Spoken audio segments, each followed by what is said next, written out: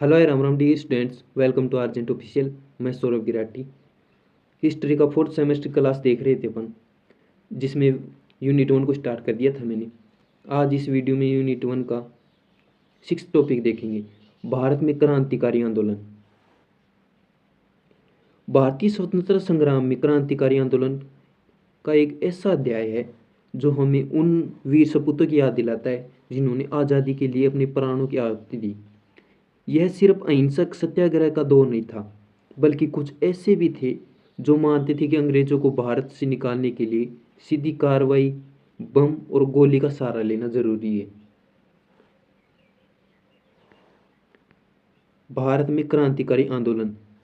जब भारतीय राष्ट्रीय कांग्रेस जैसे संगठन संवैधानिक तरीकों से आज़ादी की लड़ाई लड़ रहे थे, उसी समय कुछ युवा खासकर बंगाल, महाराष्ट्र, पंजाब और उत्तर भारत में यह मानने लगे कि अंग्रेजों की क्रूरता का जवाब सिर्फ हिंसा से ही दिया जा सकता है। उन्होंने भूमिगत रहकर, यानी कि अंडरग्राउंड रहकर, गुप्त संगठन बनाकर और ब्रिटिश अधिकारियों पर हमले करके स्वतंत्रता की अलग जगाई। कुछ लोग संवैधानिक तरीके से आज़ादी की मांग कर रही थी, कुछ हिंसक तरीके से कर रही थी। कुल मिलाकर सबको चाहिए आज़ादी थी। क्रांतिकारी आंदोलन के उदय के कारण, यानी क्रांतिकारी आंदोलन शुरुआत क्यों हुई इसकी। नरम दल की असफलता।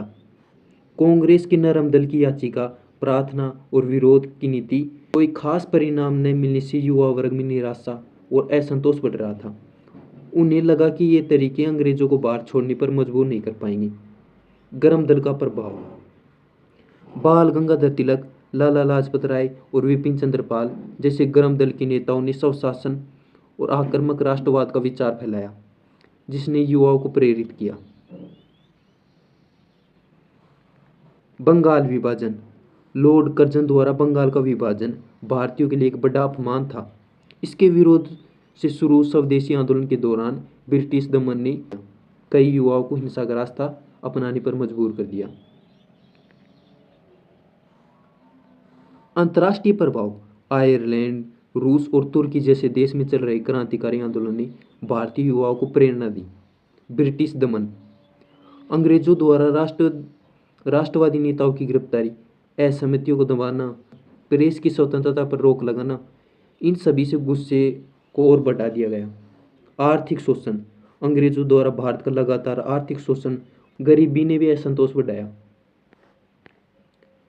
क्रांतिकारी आंदोलन की प्रमुख चरण कब और कहाँ हुई। क्रांतिकारी आंदोलन को मुख्य रूप से 2 चरणों में बांटा जा सकता है। पहला चरण लगभग 1900 से लेकर 1915 तक। यह चरण मुख्य रूप से क्षेत्रीय था, छोटे छोटे गुप्त संगठनों द्वारा चलाया गया। महाराष्ट्र, वासुदेव बलवंत फड़के शुरुआती क्रांतिकारी प्रयासों में से एक थे, जिन्होंने ब्रिटिश राज के खिलाफ सशस्त्र विद्रोह का प्रयास किया। चापेकर बंधु, दामोदर और बाल कृष्ण चापेकर 1897 में पुणे में पले एक कमिश्नर WC रेड, लेफ्टिनेंट आर्स्ट की हत्या कर दी गई। यह भारत में अंग्रेजों की पहली राजनीतिक हत्या थी। अभिनव भारत सोसाइटी 1904 में विनायक दामोदर सावरकर और गणेश सावरकर द्वारा नासिक में स्थापित एक गुप्त संगठन। बंगाल, यह क्रांतिकारी गतिविधियों का मुख्य केंद्र था। अनुशीलन समिति, कलकत्ता और ढाका में ऐसी कई शाखाएं थी। यह एक प्रमुख गुप्त क्रांतिकारी संगठन था। जतीन्द्र नाथ बनर्जी और बारिंदर कुमार घोष इनके प्रमुख सदस्य थे। युगांधर अनुशीलन समिति का मुख्य पात्र था, क्रांतिकारी विचारों का प्रचार करता था। खुरीराम बोस और प्रफुल्ल चाकी 1908 में मुजफ्फरपुर के जिला जज के किंग्सफोर्ड को मारने का प्रयास किया गया, लेकिन गलती से 2 ब्रिटिश महिलाओं की मौत हो गई।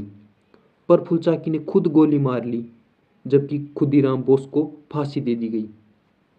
अलीमपुर बम कांड, अरविंद घोष और बारिंद कुमार घोष सहित कई अनुशीलन समिति के सदस्यों को गिरफ्तार किया गया।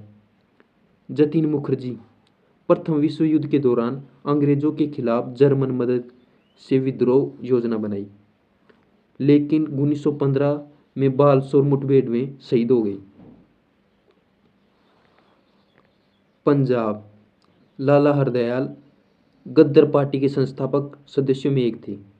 भाई परमानंद अजीत सिंह पंजाब में राष्ट्रवादी और क्रांतिकारी भावना को जगाया।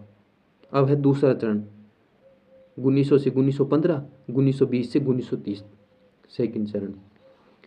इस चरण में क्रांतिकारियों ने अधिक संगठित होकर काम किया और समाजवादी विचारों से प्रभावित हुए। हिंदुस्तान रिपब्लिकेशन एसोसिएशन 1924 में कानपुर में सचिंद्र नाथ सान्याल, राम प्रसाद बिस्मिल, चंद्रशेखर आज़ाद और जोगेश चंद्र चटर्जी द्वारा स्थापित। इनका लक्ष्य एक समाजवादी गणतंत्र की स्थापना करना था। काकोरी ट्रेन डकैती 1925। हिंदुस्तान रिपब्लिकन एसोसिएशन के सदस्यों राम प्रसाद बिस्मिल, अशफाक उल्ला खान, राजेंद्र लाहिड़ी, रोशन सिंह ने सरकारी खजाना लूटने के लिए काकोरी में एक ट्रेन लूटी। इसमें 4 प्रमुख नेताओं को फांसी दे दी गई। हिंदुस्तान सोशलिस्ट रिपब्लिकेशन एसोसिएशन 1928 में दिल्ली के फिरोज शाह कोटला मैदान में एचआरए का नाम बदलकर हिंदुस्तान सोशलिस्ट रिपब्लिक एसोसिएशन कर दिया गया। भगत सिंह के नेतृत्व में चंद्रशेखर आज़ाद, सुखदेव, राजगुरु और अन्य युवा समाजवादी विचारों से प्रेरित थे।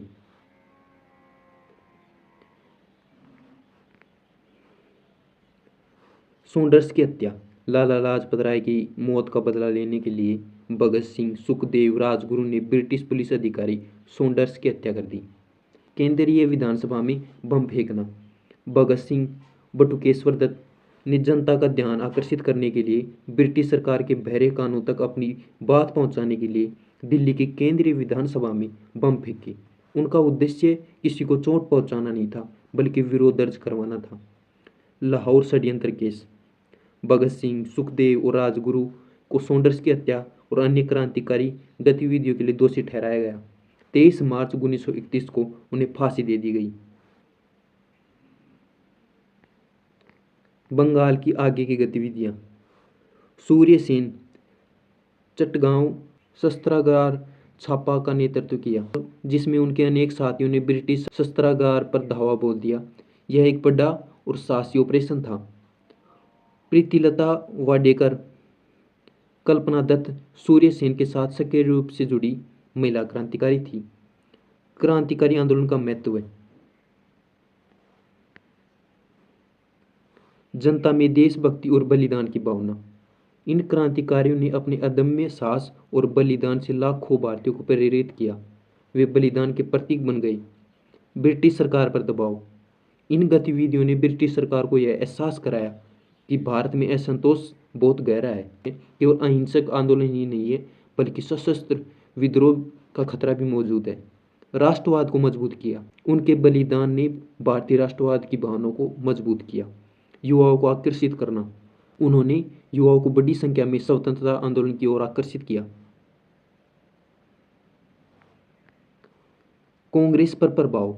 भले ही कांग्रेस ने उनकी हिंसा का समर्थन नहीं किया हो, लेकिन क्रांतिकारी गतिविधियों ने कांग्रेस को अपनी मांगों और अधिक मुखरता से रखने के लिए प्रेरित किया।